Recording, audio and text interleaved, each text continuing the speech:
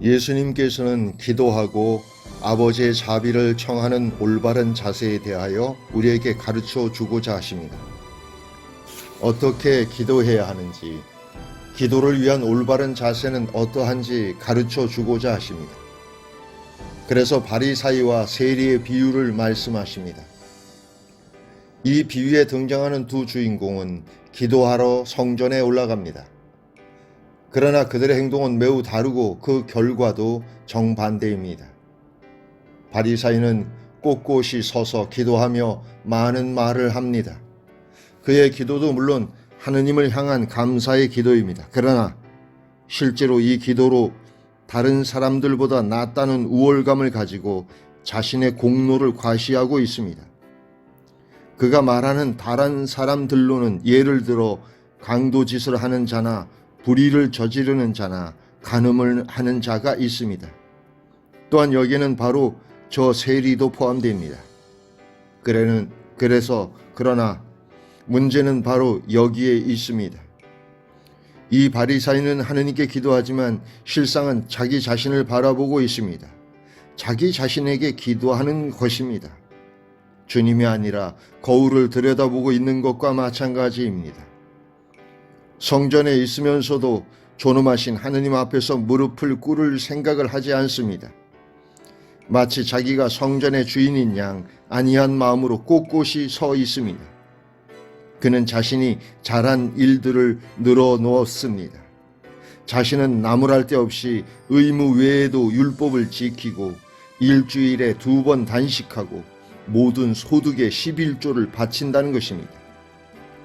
간단히 말해서 그 바리사이는 기도하기보다는 자신이 계율을 지키고 있음에 자족하고 있는 것입니다.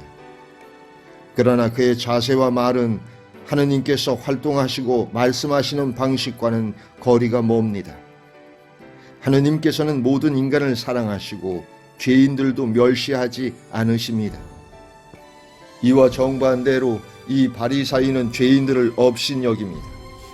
다른 이가 거기에 있다는 것을 알면서도 그러합니다. 간단히 말해서 이 바리사이는 스스로 의롭다고 여기지만 실은 가장 중요한 계명을 간과합니다. 바로 하느님 사랑과 이웃 사랑입니다. 이처럼 우리는 얼마나 많이 기도하고 있는지 스스로 물어보는 것만으로는 충분하지 않습니다.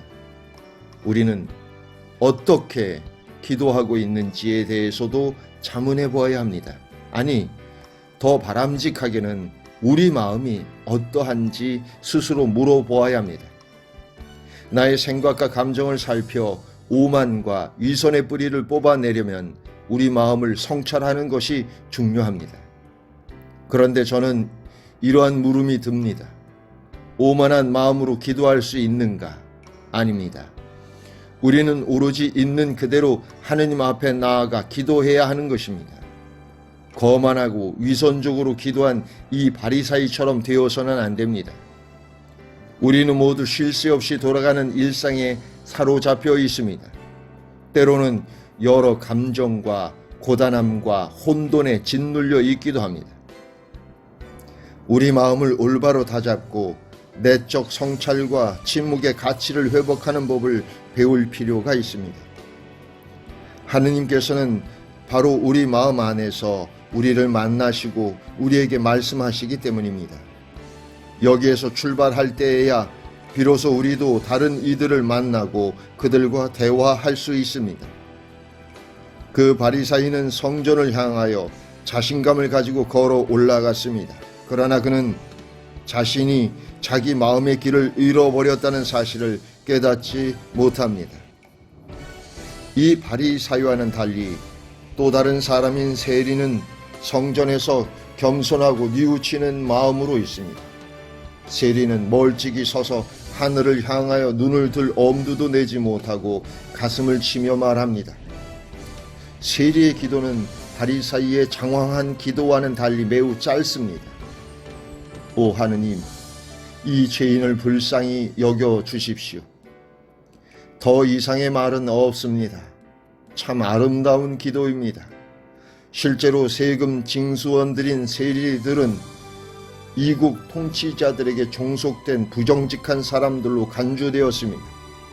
그들에 대한 사람들의 평판은 나빴고 일반적으로 죄인들과 결부되어 있었습니다. 이 비유는 개인이 의로운지 아니면 죄인인지는 그가 사회적으로 어느 부류에 속하느냐가 아니라 그가 하느님과 또 형제들과 어떤 방식으로 관계를 맺느냐에 달려 있음을 가르쳐 줍니다. 비유에 나오는 세리가 보여준 참회의 몸짓과 간단하면서도 많지 않은 말은 그가 자신의 비천한 형편에 관하여 얼마나 잘 깨닫고 있는지를 증언합니다. 세리의 기도는 핵심적입니다. 그는 겸손하게 행동합니다. 그는 자신이 하느님의 자비가 필요한 죄인이라는 것만큼은 분명히 알고 있습니다. 그 바리사이는 이미 모든 것을 가지고 있기 때문에 아무것도 청하지 않은 반면에 그 세리는 오로지 하느님의 자비를 애걸할 수 있었던 것입니다. 이 점이 참 아름답습니다. 세리는 순수한 마음으로 빈손으로 자신을 내어 맡기고 스스로 죄인임을 인정함으로써 우리 모두에게 주님의 용서를 받는 데 꼭 필요한 조건을 보여줍니다. 그리하여 마침내 그토록 멸시받던 바로 그 세리가 참 신앙인의 표상이 됩니다. 예수님께서는 다음과 같은 말로 이 비유를 마무리하십니다. 내가 너희에게 말한다. 그 바리사이가 아니라 이 세리가 의롭게 되어 집으로 돌아갔다. 누구든지 자신을 높이는 이는 낮아지고 자신을 낮추는 이는 높아질 것이다. 이 두 사람 가운데 누가 부정직한 이이겠습니까? 바리사이입니다. 바리사이는 바로 기도하는 척하지만 거울 앞에서 으스대고 있을 뿐인 타락한 사람의 표상입니다. 그는 타락한 사람입니다. 그저 기도하는 척합니다. 이처럼 살아가면서 자신이 의롭다고 믿으면서 다른 이들을 판단하고 깔보는 사람은 타락한 자이고 위선자입니다. 교만은 모든 선한 행동을 망쳐버리고 기도를 무의미하게 만들며 하느님과 다른 이들에게서 멀어지게 만듭니다. 하느님께서 겸손을 좋아하신다면 그것은 우리를 낮추시기 위함이 아니라 겸손은 오히려 하느님께서 우리를 들어 높여주시는데 꼭 필요한 조건입니다. 이렇게 하여 하느님께서는 우리가 우리의 빈 곳을 채워주는 자비를 체험하게 하시려는 것입니다. 교만한 이의 기도가 하느님 마음에 가 닿지 않는다면 비참한 이의 겸손은 하느님의 마음이 활짝 열리게 합니다. 하느님께는 한 가지 약점이 있습니다. 바로 겸손한 이들에게 약하시다는 것입니다.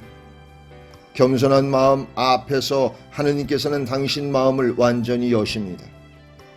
동정 마리아께서는 바로 이러한 겸손을 마리아의 노래에서 담아 표현하십니다. 그분께서 당신 종의 비천함을 굽어보셨기 때문입니다. 그분의 자비는 대대로 당신을 경외하는 이들에게 미칩니다. 우리 어머니이신 성모 마리아님, 저희가 겸손한 마음으로 기도하게 도와주소서. 우리 모두 이 아름다운 기도를 세 차례 되풀이하여 바쳐봅시다. 오 하느님, 이 죄인을 불쌍히 여겨 주십시오.